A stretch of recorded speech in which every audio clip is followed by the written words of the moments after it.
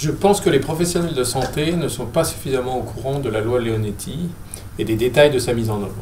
En fait, je pense que la loi est connue relativement bien sur un plan politique parce qu'on en parle beaucoup dans les médias. Mais en fait, même pour des gens qui sont impliqués dans le soin de manière quotidienne, on ne sait pas toujours exactement ce qu'il y a dedans. Et je pense en particulier qu'on n'est pas assez à l'écoute des patients, on ne va pas assez tôt dans une discussion avec les patients en ce qui concerne l'ensemble de la prise en charge de leurs maladies graves, en particulier dans le domaine du cancer. Donc je pense qu'il y a beaucoup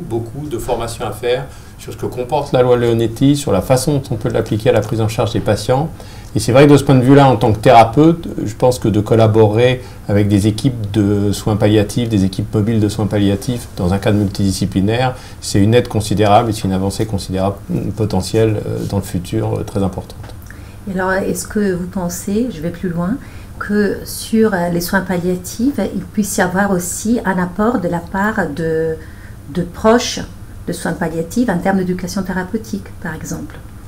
Je pense que dans le domaine des soins palliatifs, il faut que tout le monde participe à l'éducation des patients et tous les gens impliqués dans la prise en charge des malades, en particulier les réseaux de soins palliatifs, les équipes mobiles de soins palliatifs, peuvent apporter une formation aux thérapeutes de base que sont les médecins cancérologues. Alors c'est vrai que moi j'ai la chance de travailler dans un établissement où la multidisciplinarité est permanente, elle est présente, et puis on est une grosse structure, mais il faut se mettre à la place aussi d'établissements qui sont de taille plus réduite, où en fait on doit avoir une prise en charge des patients qui est plus large, on doit faire plus de choses, on est moins spécialisé que ce qu'on peut l'être dans un centre hyper spécialisé, et de ce point de vue-là, il faut donc que l'expérience des unités de soins palliatifs ou des patients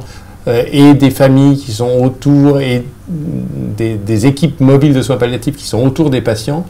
puissent être partagées avec les cancérologues eux-mêmes de façon à ce que l'ensemble constitue un véritable maillage pour une prise en charge optimale de cette problématique palliative à côté du traitement du cancer, de la maladie cancéreuse elle-même.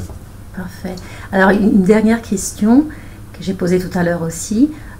Quel est le meilleur moment pour parler des soins palliatifs à un patient ?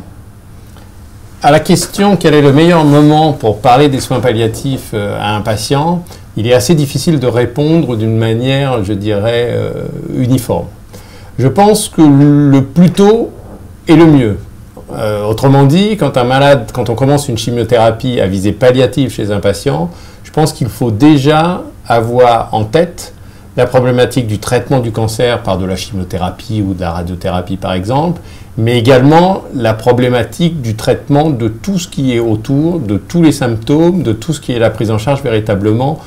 palliative sur un plan du symptôme et de ce qui va être quelque part un accompagnement à la fin vers la fin de vie. Mais justement, il faut penser à cela bien avant la fin de vie elle-même, ce qui est une problématique qu'on rencontre encore trop souvent à l'heure actuelle, c'est que tant que le patient est engagé dans